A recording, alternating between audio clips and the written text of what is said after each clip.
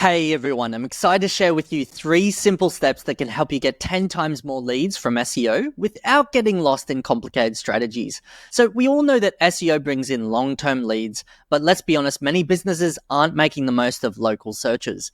In fact, nearly 46% of Google searches are looking for local information, and it's a huge opportunity that a lot of people are missing out on. But why is this happening? Well, a lot of businesses focus on broad keywords and overlook the power of targeting local customers who are ready to take action, right?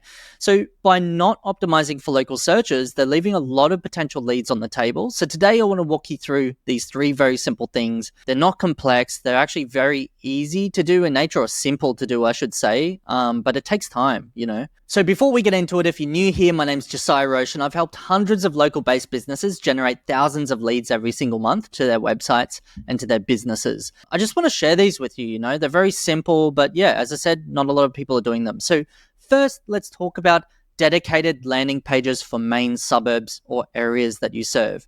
So if you can think about it, when people search for services, they often include their location. And you do this all the time, right? So do I. So for example, someone might type in hairdresser in Bondi or hairdresser Bondi or car repair near Richmond. And by not having pages that specifically target these kind of searches, you might be missing out on customers who are already looking for your services. You're just not showing up, right? And these are very quick wins. So how can you do this yourself? So research local-based search terms. So how do you do this? You use a tool like Ahrefs or SEMrush to find out which areas have the most searches related to your services. So look up phrases like your service. So for example, mechanic and then the suburb name. So mechanic New Farm or mechanic Richmond, you know what I mean? So doing something like that. And then a tool like Ahrefs or SEMrush will spit out the actual amount of people searching for this search term. Please do not use Google Keyword Planner. That's mainly used for Google Ads. So yes, do that. And then number 2 would be to create these dedicated pages once you've figured out which ones have search volume. Most of them will have like around 10 searches to 30 searches a month, depending on which city or suburb that you're targeting. And so for each area with significant search volume, you create a landing page that includes the suburb name in the title, in the headings, in the content. And then after that, write content throughout your page that really resonates with people who live in that area. So don't use really generic landmarks that everyone around the world knows. Like if you're in Sydney, don't talk about the Sydney Opera House, because locals who live in Sydney are going to see bullshit and see that you're just trying to manipulate them by talking about things that are relevant to their area, but it's not really relevant to locals in that area. It's more relevant if you can talk about like local cafes or whatever that people might know about. So as you know already, search engines like Google want to provide the most relevant results to its users, right? So if you create a page that's locally based and someone's typing in that local suburb, Google's have a higher relevance or higher likelihood that they're going to show your page first, alongside other Google business profiles and things like that. And it's just another way that's a quick win that you can tap into free traffic. Well, free at the moment until all competitors are doing this, but right now they're not doing it.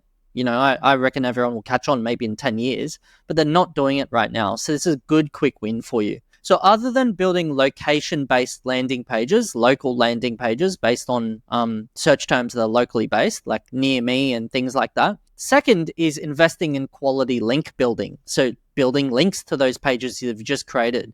Okay, so quality backlinks from reputable websites are like votes of confidence to your site, So they signal to search engines that your content's trustworthy and valuable in that way. And it's a good, quick way to shoot your rankings up really quickly, especially for a new page that you just created.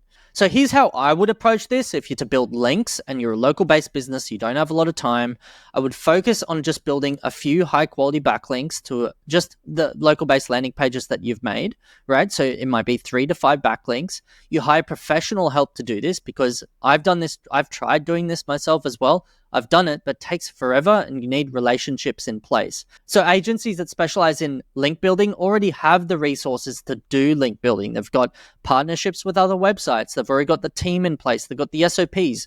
They've got the system to actually get links reliably every single month at scale from quality websites, right? If you're to do it, DIY this yourself or try to buy cheap, you're only going to, it might take you too long and not worth the effort, or you tank your website because you're getting the wrong links, right?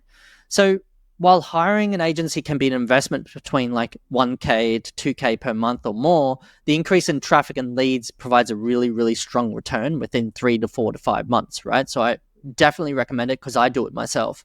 And so if an agency isn't within your budget, you can start acquiring a few links yourself. But again, I don't think this is worth it. I've tried it myself. I've tried it across many different websites, and it's just easier to hire someone else to do it if you got the cash. I definitely recommend. So a note of caution though, if you do decide to like do the cheap shortcut kind of stuff and buy cheap links and participating in link schemes, they can lead to penalties, and Google will actually flag you and sometimes take down your entire website. Don't really give you much notice in some cases, and they've done this. You can look up these kind of case studies online of what they've done to other websites who have broken the rules, and you just don't want to take that kind of risk, especially if you've got a local based business and that's your bread and butter of how you get a lot of people coming to your doors, or it's like the thing that's actually giving you the most profitable customers, which is online marketing. So number 3 is to improve your website content to make sure you're converting more visitors into leads, or in your case, it might be booked appointments. So you've got to try to understand who is coming to your website or that particular page. If they're coming for car repair or lawn care services, you really got to put yourself in their shoes. What are they looking for? What problems do they have right now in their minds? And what are they trying to solve? What concerns do they have? What objections? What fears do they have? Are you too expensive? Are you, do you relate to their problem that they're having right now? Or are you just trying to sell the shit out of them from the get-go? Like, people are smarter than you think, and they read through this. So I definitely recommend reviewing the content on your website. If you've got like, we're experts in this, we're experts in that, a lot of people don't give a shit. And you probably know this too. When you're going through websites, you probably don't care for a lot of that stuff. And what resonates with you are the people that, speak your language, they speak your lingo, they relate to your story, your problem that you're going through right now. And those are usually the people you go with because you can relate to them more than someone else and you trust them more. So you need to address the needs really directly inside of your website content. So if people are worried about reliability, you need to highlight your track record and customer testimonials and show the social proof. Show that you're not bullshitting. You've got a lot of proof behind you.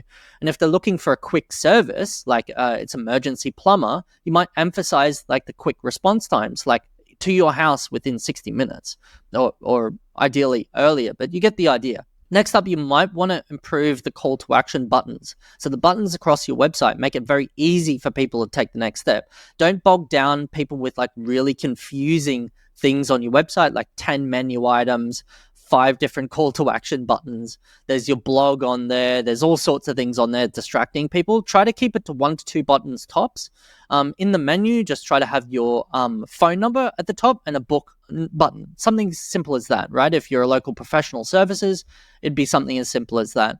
And then make sure that they're very easy to use on mobile devices. It's a common one. This is very generic advice I'm giving you right now around making it mobile friendly. The advice hasn't changed because it's a thing that works, right? So make sure it's super easy to use on mobile. The call to actions follow you down the page as I'm scrolling. And make sure it loads like super fast for people in that local area. So make sure that you've got it on your own server. Like if you're in Australia, then the closest server is usually in Sydney. And so you would probably want to add your own server there that you're not sharing with anyone else. You're not going through a cheap hosting provider like HostGator or something. You get the idea. Try to make sure that you're optimizing your entire site for speed so that you have more opportunities to convert more people on your website.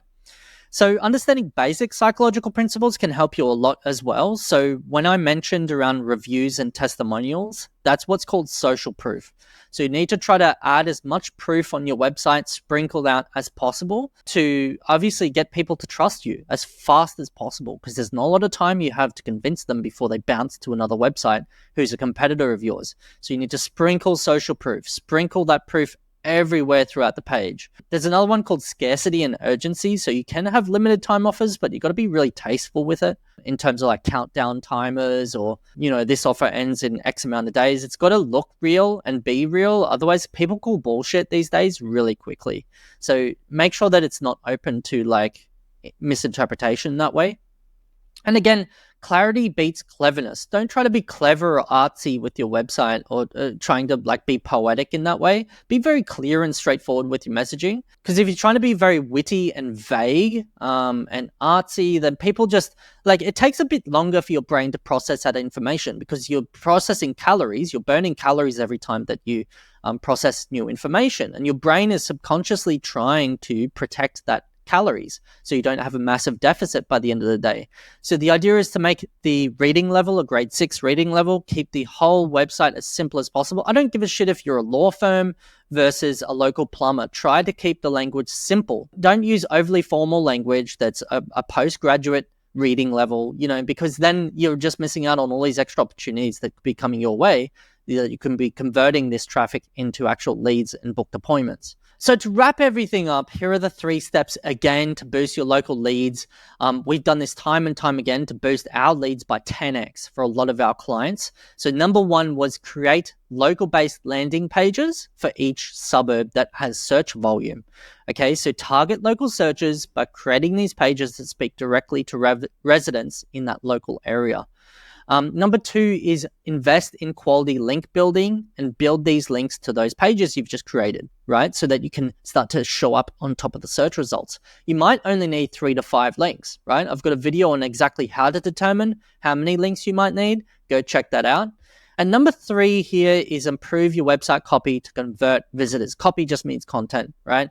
So make sure that you're addressing their pain points, their desires, objections, what they're looking to get out of your service, what they're worried about. Just say all this stuff face on, sprinkle in proof while you're at it. And if you're focusing on all these things, you're going to attract the right kind of people coming to your site and convert them at the same time. There's no point in making your website 100% for SEO and not for conversions. Because then, yeah, sure, you might show up on the Google search results. Sure, you might get all the clicks, but you don't convert any one of them because your copy sucks, right? So you can't have your website content suck and doesn't relate to the actual audience itself, because there's no point showing up if you're just wasting all that traffic anyway. So next steps, here's what you can do right now. So choose one strategy to begin with. So pick the area that you think will have the most immediate impact on your business, the suburb. Use a tool like Ahrefs. Go find that suburb plus your service and try to see which ones have search volume. Then define what you want to achieve. So is it increasing the website traffic or improving conversion rates? Fix one thing first, then move on to the next thing. Then keep an eye on the results. Use something like Ahrefs to actually track the keywords that you were trying to go for in the first place. Use analytics tools. We use site behavior. There's other analytics tools for Google Analytics. You can use Hotjar to have a look at what people are doing and just adjust as you need to go, right? It's a common recommendation that you can never go wrong with. So thanks for joining me today. That was everything. If you've got any comments, leave them down below and I'll see you in the next episode. Cheers.